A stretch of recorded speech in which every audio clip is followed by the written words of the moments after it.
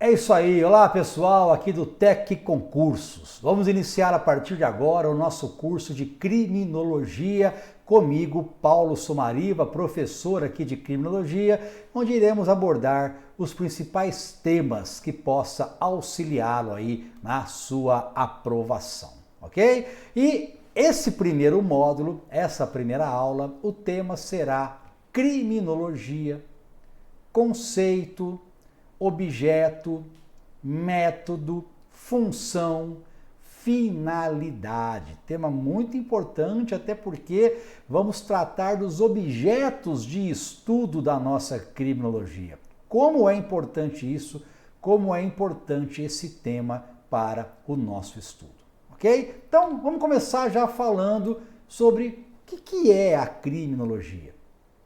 Qual é o conceito? Quais são as vertentes, o que nós temos que trabalhar quando se fala na questão da criminologia. Então vamos lá, está aí na sua tela, conceito de criminologia. Criminologia é a ciência que estuda a criminalidade. Sem desejar transformar-se em uma mera fonte de dados, a criminologia, como uma ciência empírica, que é uma ciência empírica? Ciência empírica é aquela ciência que trabalha com a realidade. É uma ciência baseada na realidade. E ela é também uma ciência interdisciplinar. Ou seja, ela soma ensinamentos da sociologia, da psicologia, da medicina legal, do próprio direito. E ela apresenta como objeto de estudo o crime, o criminoso, a vítima e o controle social. Essa é a análise que nós temos que ter quando trabalhamos com a criminologia. Ciência empírica, baseada na realidade e interdisciplinar. Estudamos na criminologia, conceitos da sociologia, da psicologia, da medicina legal e do próprio direito. Ela é uma ciência empírica, interdisciplinar, e ela estuda o crime, criminoso, vítima e o controle social, tendo como finalidade combater a criminalidade por meio de métodos preventivos. Aqui é um ponto importante que nós temos que trabalhar, gente. A criminologia, ela atua na prevenção. Aliás, paramos de pensar naquelas questões antigas de repressão e trabalhamos agora com a prevenção. O método utilizado é o método preventivo. E um detalhe que nós temos que partir sempre: crime é um problema social. Crime é um problema social. O crime ele é um fenômeno comunitário. Ninguém nasce criminoso. Nós não podemos mais pensar nessa ideia que o agente nasce criminoso. Não, ninguém nasce criminoso.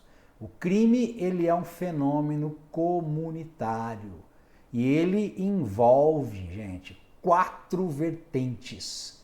Ele envolve 4 vertentes. Vamos colocar aqui quais são essas 4 vertentes. Está aí, ó. É o crime como um fato ilícito e reiterado na sociedade. É o crime como causador de dor à vítima e à sociedade. O crime devendo ocorrer reiteradamente por um período juridicamente relevante de tempo e no mesmo território. E a ideia da criminalização de condutas.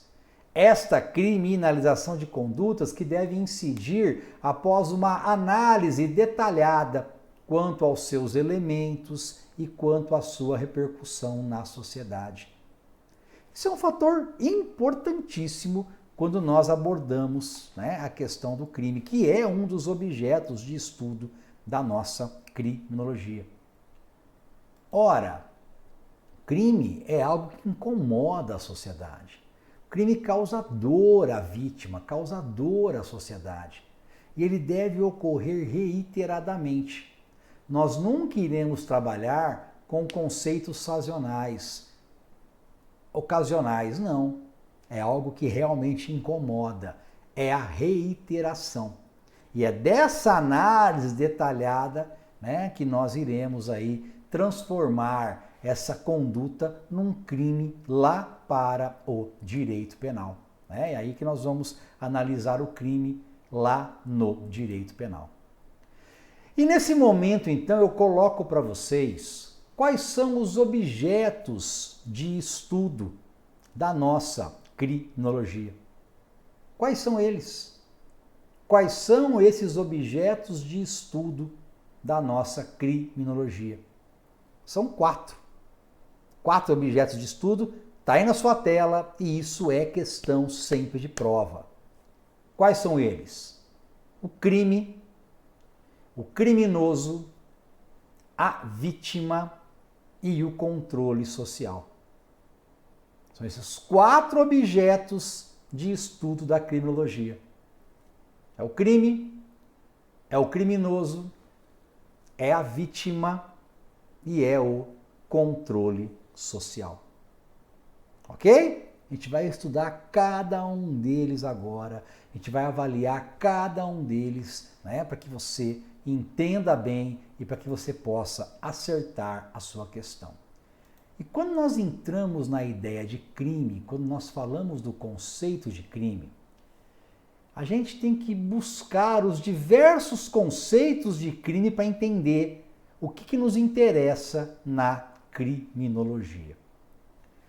Então a ideia é, o que é crime para o direito penal? O que é crime para a segurança pública? O que é crime para a sociologia? O que é crime efetivamente para a criminologia? Então vamos lá. Direito penal. Você que é formado em direito vai ter muita facilidade em entender isso, porque o direito penal, ele faz uma abordagem legal e normativa. O direito penal, o crime, ele tem limites, esse conceito ele tem limites. Porque para o direito penal, crime é toda conduta prevista na lei penal. É toda conduta que está descrita na lei. Princípio da legalidade, princípio da reserva legal. Aliás, o ponto de partida do direito penal é a norma. O ponto de partida do jurista é a norma. O jurista parte da norma válida. Então, para o direito penal, abordagem legal e normativa, o crime é apenas aquilo que está previsto em lei. E para a segurança pública? Como é que é a questão do crime para a segurança pública? Ora, a segurança pública, ela realiza uma abordagem fática. A segurança pública realiza uma abordagem fática. Para a segurança pública, crime é toda perturbação da ordem pública e da paz social. É tudo aquilo que demanda a aplicação de uma coerção em algum grau. Quando eu falo em crime na segurança pública, eu estou falando em algo que está colocando em risco a tranquilidade, a paz social. É aqui que vai entrar em cena a polícia. É aqui que vai entrar em cena o trabalho da polícia. Sim, o trabalho policial entra em cena aqui. Porque é aquilo que está incomodando a sociedade. É aquilo que está colocando em risco a nossa paz social. Ok? Polícia trabalha aqui, trabalha na segurança pública. Então, muitas vezes, não está previsto isso como crime lá no Código Penal, tudo bem. Segurança pública não trabalha com Código Penal. Segurança pública trabalha com manutenção da paz social. A ideia é essa. A ideia é a manutenção da paz social. É isso que trabalha a segurança pública. Ok? E a sociologia? O que é crime para a sociologia? Quando nós falamos em sociologia, a gente realiza uma abordagem social. Tá? Quando nós falamos em sociologia, a gente realiza uma abordagem social. E para a sociologia, crime é aquela conduta desviada. É isso.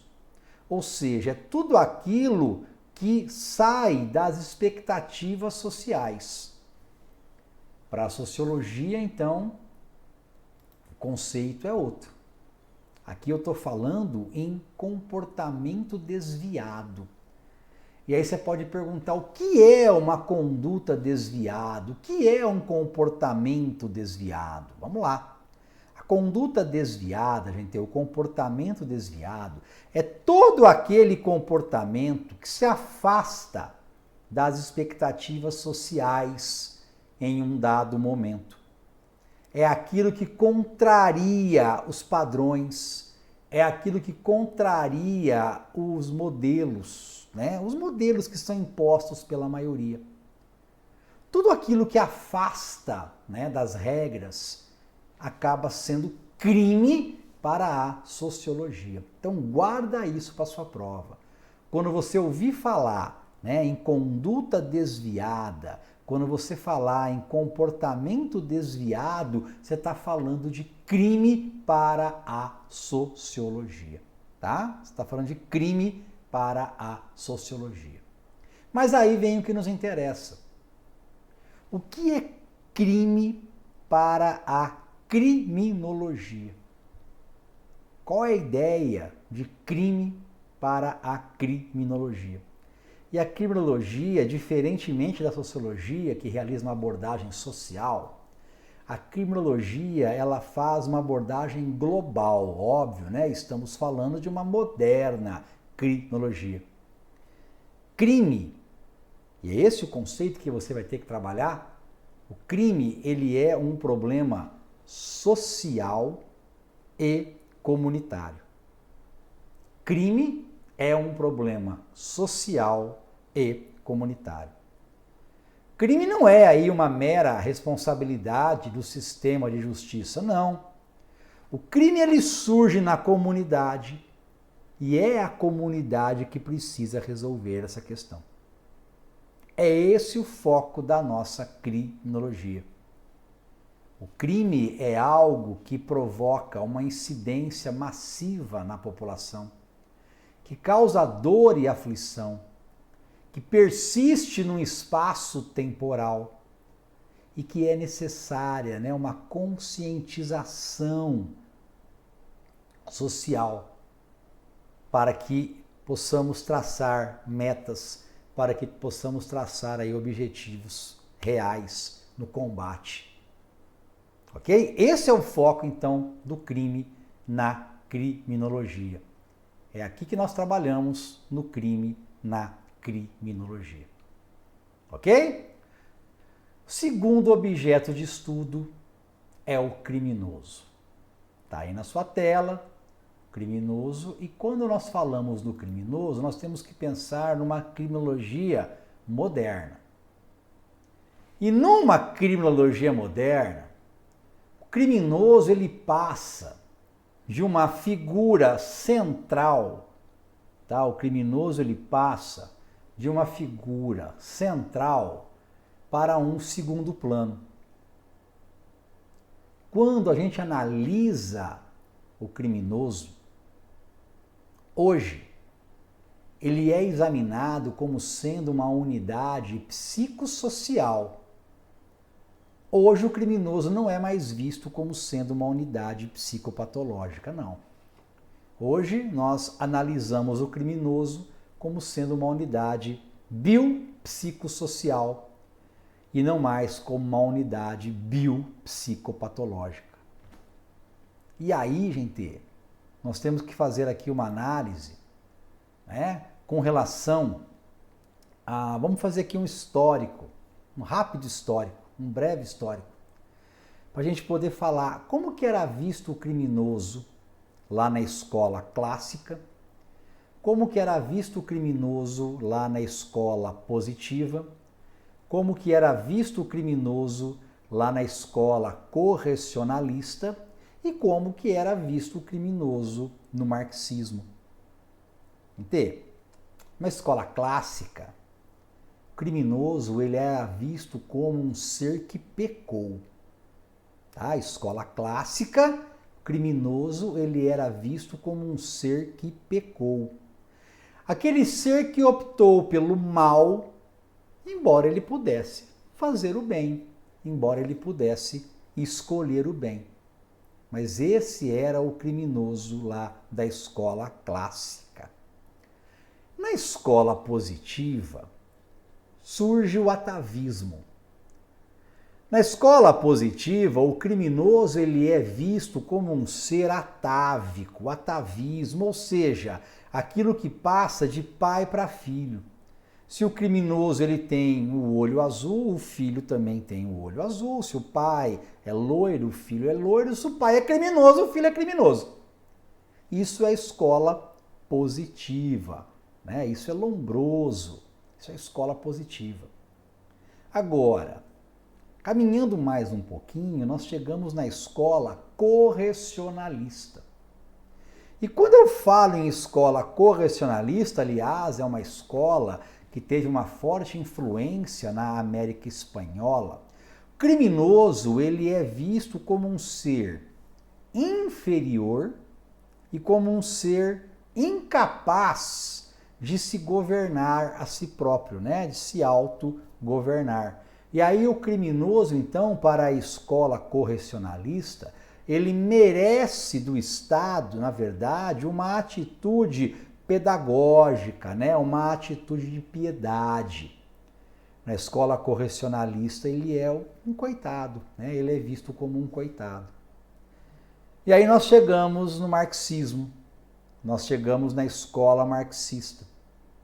E no marxismo, o criminoso ele é visto como vítima inocente da sociedade, é isso mesmo. Tá? Na escola marxista, o criminoso ele é visto como uma vítima inocente das estruturas econômicas, né? Aliás, o marxismo ele traça como objetivo, né, mudar a própria sociedade, né? Ele tem aí como meta a mudança da própria sociedade. Ele passa então a ser visto como uma vítima inocente da sociedade, das estruturas econômicas. Mas como que é o criminoso de hoje? Como que é o criminoso que nós vamos trabalhar aí no dia a dia? Como que é visto esse criminoso de hoje? Ora, inteiro. O criminoso de hoje, ele não é o pecador lá dos clássicos. Ele não é o animal selvagem lá dos positivistas. Ele não é o pobre coitado dos correcionalistas. Muito menos a vítima da filosofia marxista. O criminoso de hoje, ele é um homem real dos nossos tempos, tá? Ele é um homem normal, que se submete às leis, podendo ou não cumpri-las, em razões que muitas vezes nós não conseguimos compreender.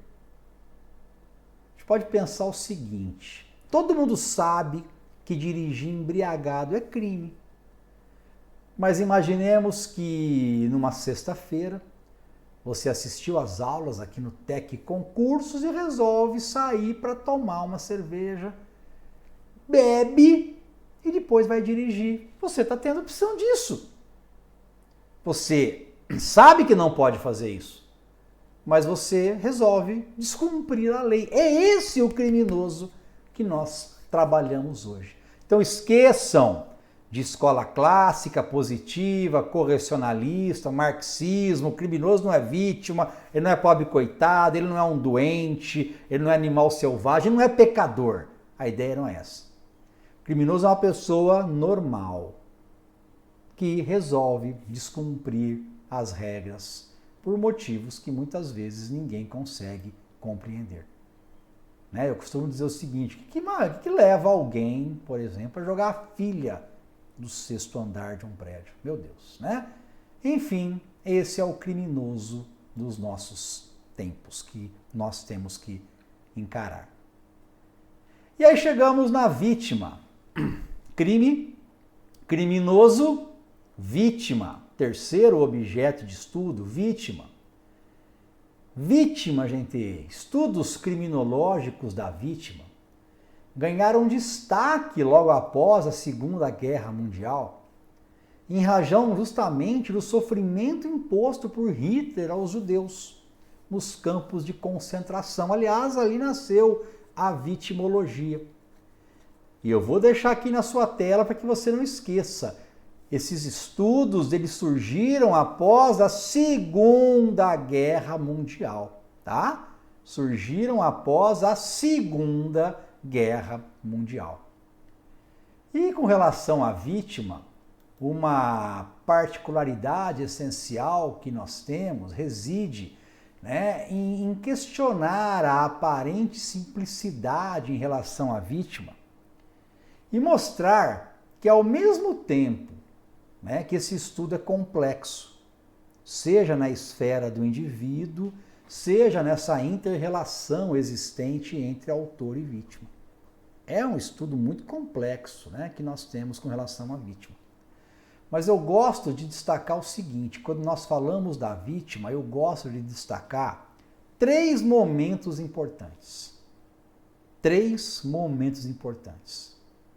A Idade do Ouro, a neutralização do poder da vítima e a revalorização da vítima. Então vamos lá. Idade do Ouro. A Idade do Ouro, ela vai do início da civilização até a Idade Média. Período que nós chamamos de autotutela, né, de lei de talião, enfim, era o período que a vítima resolvia do jeito que desse, né? Ela que resolvia. Enfim, ela que aplicava ali, né, as sanções que ela entendia pertinente. Aí vem um segundo momento em que isso é neutralizado, é o período de neutralização do poder da vítima. Esse período ele surge, né, ele aparece com o surgimento do processo inquisitivo. É o momento em que o poder público ele assume o monopólio da jurisdição, ele puxa para si esse monopólio e aí a vítima é colocada de lado. A vítima ela é neutralizada. E aí chegamos num terceiro momento, que é o momento da revalorização da vítima. É quando a vítima, então, ela ganha um destaque, ela volta a ter um destaque. E aí eu passo como uma tarefinha para vocês, estudar lá, dar uma lidinha no artigo 201 do Código de Processo Penal, artigo 201 do Código de Processo Penal, e também da Lei 13.431 de 2017, é a Lei do Depoimento Sem Dano, né? São leis lá do processo penal, o Código de Processo Penal, que você deve aí, né, complementar aqui o nosso estudo da criminologia. Ok? São os 3 momentos que eu reputo muito importantes: da Idade do Ouro, em que a vítima tinha poder, da neutralização do poder da vítima e depois aí da revalorização da vítima. E aí surgem algumas síndromes, né? Aparecem aí algumas síndromes ligadas ao estudo da vítima que nós temos que trabalhar. A síndrome de Estocolmo, a síndrome de Londres, a síndrome da mulher de Potifar, a síndrome da Barbie, da mulher maltratada, do fenômeno de escotoma e a vitimologia corporativa. Então vamos lá, rapidamente, né, colocando os temas para que você possa lembrar de cada um deles. O que é essa síndrome de Estocolmo? É quando a vítima acaba se apaixonando pelo criminoso.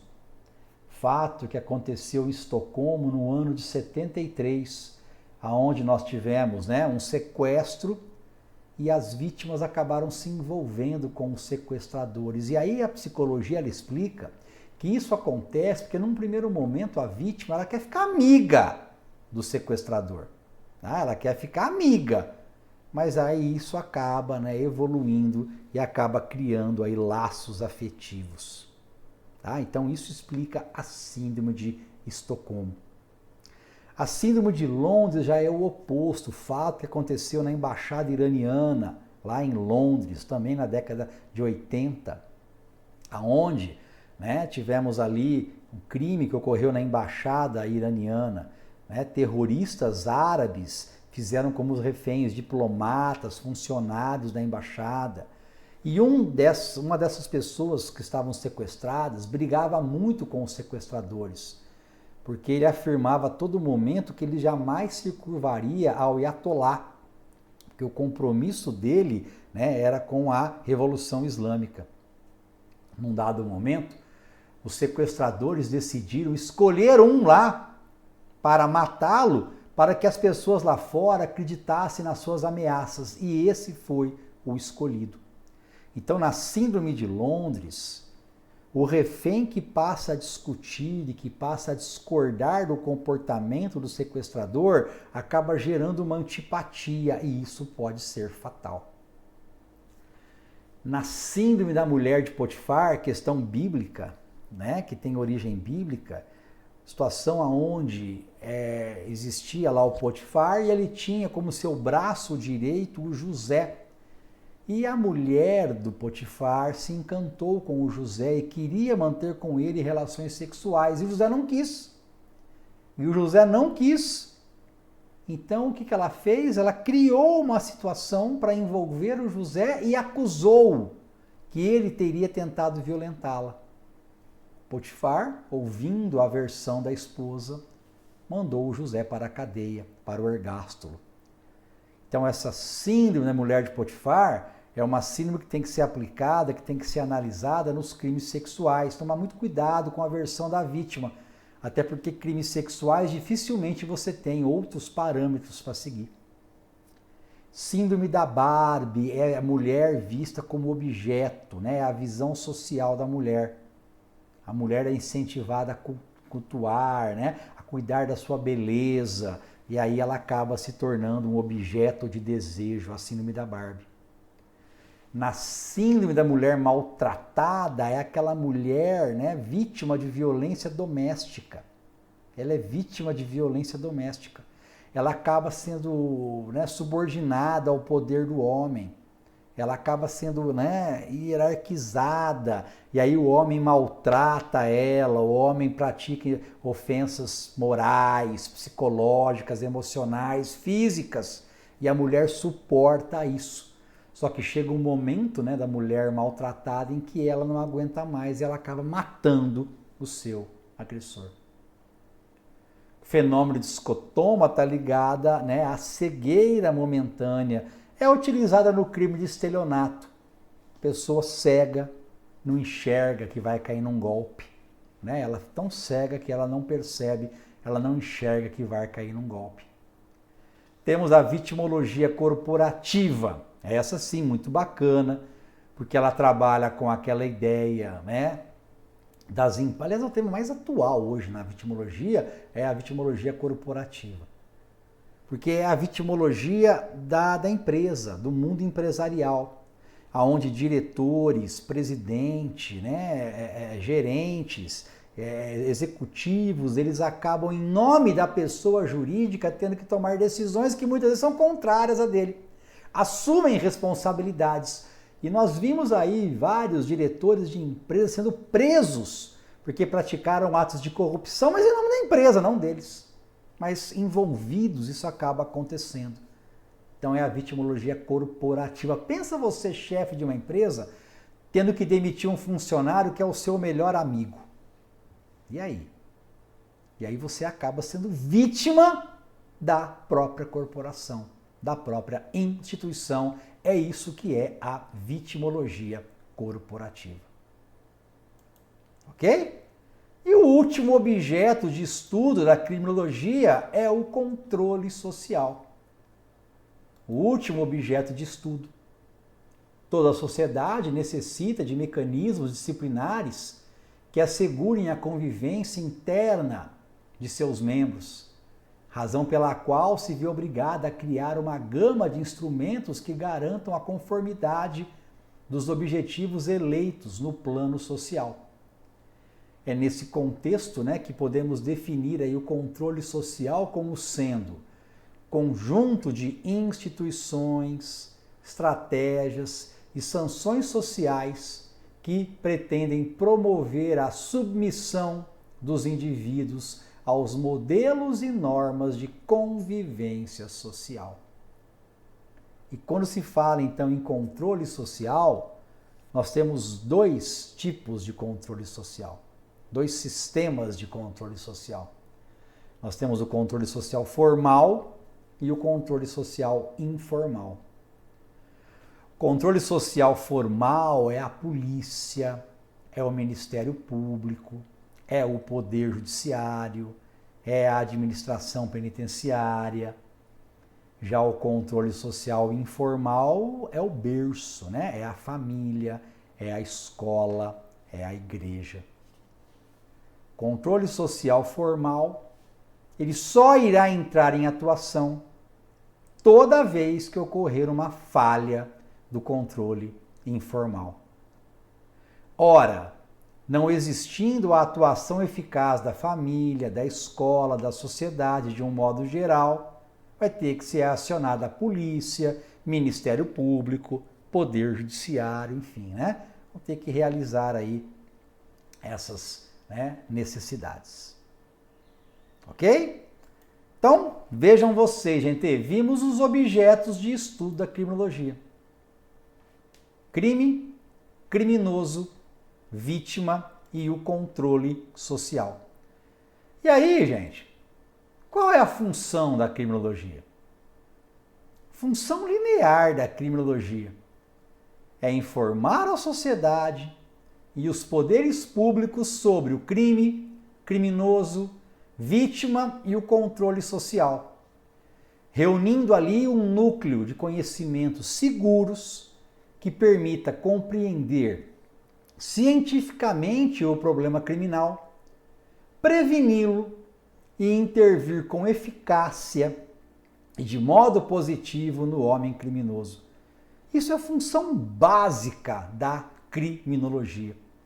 Informar sociedade e Estado, auxiliar nos programas de política social e nos programas de política criminal. Isso é função básica da criminologia. E qual que é o método utilizado pela criminologia? O método é o método empírico. Não é achismo. Criminologia trabalha com observação da realidade. O método utilizado pela criminologia é o método empírico, ele observa a realidade. Ele se vale do método indutivo, utilizando-se aí métodos biológico e sociológico. A criminologia, ela primeiro pretende conhecer a realidade para depois explicá-la. Lembra disso, a realidade, ela é alheia ao jurista. O ponto de partida do jurista é a norma válida. A criminologia não, ela busca a realidade, ela trabalha com a realidade. E ela tem um tríplice alcance. Ela procura explicar cientificamente o fenômeno criminal, explicação científica do fenômeno criminal, prevenção do delito e a intervenção no homem delinquente. Esse é o tríplice alcance da criminologia. É a luta contra a criminalidade, buscando controlar e traçando normas de prevenção do delito. Ok?